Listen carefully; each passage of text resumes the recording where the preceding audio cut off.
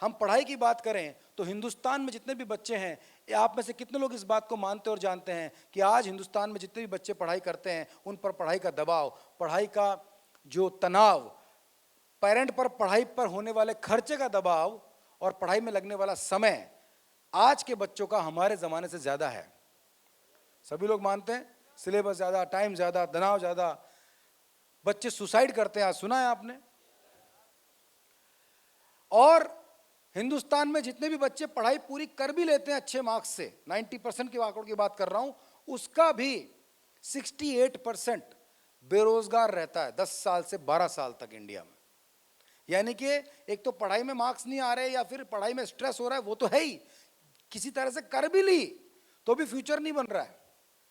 तो अब इसे कैसे ठीक करेंगे, क्योंकि पढ़ाई की गाड़ी में पंचर है। पढ़ाई की गाड़ी के 4 पहिए होते हैं, वो पहिए कहलाते हैं 4 डायमेंशंस। कौन कौन से होते हैं 4 dimensions? Cognizance, kinesthesis, comprehension, recollection.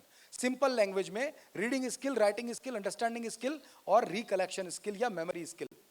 पढ़ाई में जैसे बच्चे, यहाँ पे बच्चे बैठे थे अभी, बेटा ये बच्चे पढ़ रहे हैं, स्कूल में आप पढ़ते हो तो आपको 4 काम करने होते हैं, पढ़ना होता है, लिखना होता है, समझना होता है, और जो भी स्कूल में पढ़ा लिखा समझा है वो घर आने के बाद याद करना होता है। यस और नो? राइट। स्कूल में पढ़ाया जाता है, पढ़ना सिखाया जाता है, पढ़ने को दिया जाता है, लिखाया जाता है, लिखना सिखाया जाता है, लिखने को दिया जाता है, समझाया जाता है, समझना सिखाया जाता है, समझने को दिया जाता है, लेकिन याद करना दिया जाता है, पर ना तो याद कराया जाता है ना याद करना सिखाया जाता है। यस और नो? इसीलिए आप लोग भी अपने बचपन में जितने भी क्वेश्चन आंसर अपनी 9, 10, 11, 12 में लिखकर आए थे वो आप भूल चुके हो। यस और नो? हम पढ़ना नहीं भूलते क्योंकि पढ़ना सिखाया जाता है, आपको आज भी पढ़ना आता है। हम लिखना नहीं भूलते क्योंकि लिखना सिखाया जाता है, आपको आज भी लिखना आता है। हम समझना नहीं भूलते और समझी हुई बातों को नहीं भूलते क्योंकि समझना सिखाया जाता है। इसलिए आपको प्लस माइनस करना, परसेंटेज निकालना, जो सालों पहले आपने समझा था वो आपको आज भी आता है। लेकिन जो जो आपने याद किया था वो आप भूल गए क्योंकि याद करना सिखाया ही नहीं गया कि कैसे याद करें कि याद रख पाए। राइट? दूसरी बात, याद करना ब्रेन को पसंद नहीं है।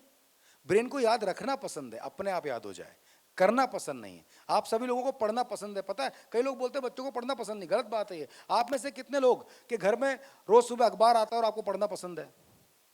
सबको अखबार पढ़ना पसंद है ना? लेकिन अखबार याद नहीं करते आप, क्योंकि हमें याद करना पसंद नहीं, हमें पढ़ना, नॉलेज लेना पसंद है। तो याद कैसे करें कि ना भूलें, ये है 4th डायमेंशन, ये सिखाया नहीं जाता। इस याद करने के 214 मेथड्स हैं, जिनमें से स्टैनफोर्ड यूनिवर्सिटी लगभग 28 मेथड अपने बच्चों को वहाँ के स्कूल को सीखने की सलाह देती है और सिखाती भी है। डेनमार्क में 8th क्लास तक लगातार बच्चों को मेमोरी टेक्निक्स और ब्रेन साइंस टेक्निक्स को स्कूल में ही पढ़ाया जाता है और स्कूल में ही याद करवा दिया जाता है, घर पे जाने के लिए कोई होमवर्क ही नहीं होता है। और जापान या फिर हांगकांग में आप जाके देखेंगे तो वहाँ वर्ल्ड मेमोरी चैंपियनशिप्स होती हैं। लेकिन आप अगर इंडिया की बात करें, पाकिस्तान की बात करें, श्रीलंका की बात करें, इंडोनेशिया की बात करें, कुछ ईस्टर्न कंट्रीज की बात करें, जहां पर इन 214 में से आज भी सिर्फ एक ही तरीका सिखाया जाता है, रटना और दोहराना। इसलिए बच्चों को यही आता है और बच्चे घर आने के बाद यही काम करने लगते हैं, सोफिस्टिकेटेड लैंग्वेज में रिवीजन और क्रूड लैंग्वेज में रट्टा मारना, यही करते हैं। इसकी 2 बड़ी प्रॉब्लम है, एक तो ये बुरा लगता है, वैसे ही बोरिंग लगता है। दूसरा, इसमें देर से याद होता है और जैसे ही रटना छोड़ते हैं वापस भूलना शुरू कर देते हैं और जल्दी भूल जाते हैं। राइट? क्या करें कि इसका उल्टा हो जाए? यही है ब्रेन साइंस, यानी वो पंचर बनाना। सबसे पहले आज बच्चे को ना सिर्फ अच्छे मार्क्स की जरूरत है बल्कि बचपन में ही फ्यूचर के स्किल्स की जरूरत है, क्योंकि as per the Indian employment सर्वे 2022 68% बच्चा 90% मार्क्स लाने के बाद, पूरी पढ़ाई पूरी करने के बाद भी बेरोजगार है, पहली बात। और 28% बच्चा क्राइम की तरफ बढ़ रहा है, उसको करियर बना रहा है। 32% बच्चा नशे का शिकार है, जिसमें शराब नशा नहीं है, शराब को शामिल कर दें तो वो 80% है अभी की कंडीशन में। और रोज 12 बच्चे सुसाइड करते हैं, साल में लगभग 18,000 बच्चे सुसाइड करते हैं, एज पर the Indian mental health survey and Lancet की रिपोर्ट। इसके साथ साथ जितने बच्चे इंडिया में ग्रेजुएट करते हैं उसका 99% 10 साल तक छोटी मोटी नौकरी के लिए धक्के खाता है और 82% अपने सपने छोड़ देता है। पूरी पढ़ाई के बावजूद भी ये हालत है। राइट? तो सवाल यह है कि मार्क्स क्यों लाए, और ले भी आए तो बाद में क्या काम आएंगे? तो मार्क्स लाने जरूरी, क्योंकि पेरेंट के सेंटिमेंट्स है वो, उसको चेंज नहीं कर सकते। तो मार्क्स 90% नहीं, 100% आने चाहिए, ये तो हुई पहली बात। लेकिन मार्क्स से करियर भी बनना चाहिए, यानी कि 100% मार्क्स आने के साथ साथ ऐसे स्किल्स टाइम पर डेवलप होने चाहिए जिससे 26वें साल में पढ़ाई खत्म होती है तो 27वें साल में सपने पूरे हो जाएं। और ये तभी हो सकता है जब उसकी तैयारी बचपन में राइट डायरेक्शन में हो, और यही कहलाता है ब्रेन साइंस, जो बच्चे को बचपन में ही उसके ब्रेन को पढ़ाई और करियर के साथ ट्रेन करता हुआ चलता है। पर ऐसा कैसे हो पाएगा? क्योंकि स्किल डेवलप करना है तो पहले पढ़ाई से फुर्सत तो मिले। स्कूल, कोचिंग, घर पे लगभग 15 घंटे तो बच्चा पढ़ रहा है, 8 घंटे सो रहा है। 15 और 8 कितना हुआ? 23 घंटा। दिन में कितने घंटे होते हैं? 24 में से 23 चलेगा, क्या बचा?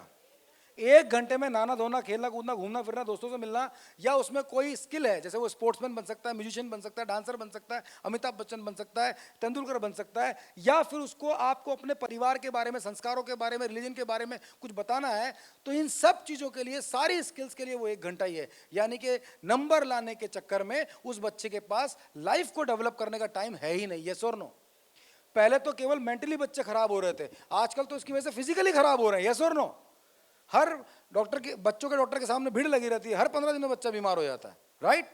तो ये सब इसलिए हो रहा है क्योंकि पढ़ाई स्कूल से आने के बाद में भी 8 से 10 घंटा बच्चे का अपने 100% या 90% मार्क्स लाने की तैयारी के लिए रटने और दोहराने में चला जाता है। क्या करें कि पढ़ाई का टाइम घटाएं? अभी तक मेरे अलावा किसी के पास भी जाओगे और बोलोगे अच्छे मार्क्स लाने, तो क्या करें? वो बोलेगा पढ़ाई का टाइम बढ़ाओ। पर हमारे पास जब कोई आता है तो हम कहते हैं पढ़ाई का टाइम घटाओ।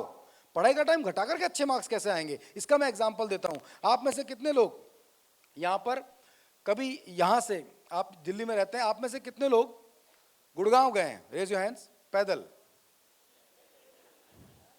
पैदल वही गए हैं खाली, राइट, ओके। पर यहां पर पैदल तो नहीं आए? नहीं आए। 100 किलोमीटर की दूरी जब पैदल तय करते हैं तो 2 दिन लगते हैं, नॉन साइंटिफिक तरीका है। लेकिन वही 100 किलोमीटर जब हम कार से तय करते हैं तो 2 घंटे लगते हैं, ये साइंटिफिक तरीका है।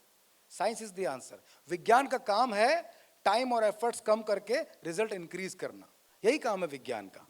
खाना बनाने में पहले के जमाने में चूल्हे से खाना बनता था, आज गैस से बनता है, बहुत सारे इंस्ट्रूमेंट्स है किचन के अंदर, इसलिए खाना बनाने का टाइम घट गया आज। पहले के जमाने में लोग चिट्ठी लिखते थे, आज व्हाट्सएप लिखते हैं, अपनी बात किसी और तक पहुंचाने का टाइम घटा। पहले के जमाने में लोग पैदल जाते थे, आज कार से, प्लेन से, ट्रेन से जाते हैं, तो आने जाने का टाइम घटा। पर बच्चों की पढ़ाई का टाइम उल्टा बढ़ा। यस और no? That means we study science but we do not use science in studies.